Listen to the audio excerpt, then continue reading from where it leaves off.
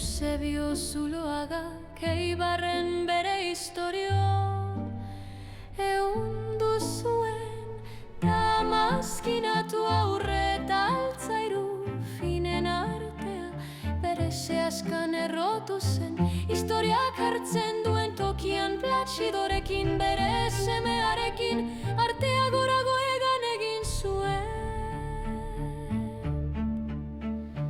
Labana lanaren hildazkak lerro zehatza bitxi bat haien eskuen azpian, metalak abesten du, txertatzen da eta distira egiten du ondare findu bat, non urregilearen harima distiratzen den matxasaga historialariak bere lerro hilezkorretan honela kontatzen du.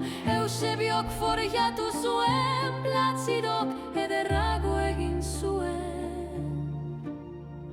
Zuzko dantza hau, non urrea eta altzairua bat egiten diren Eibar betierekoa bere artean zikindu dadin Eibarko kale zuloetan damazkinatua bizirik dirau.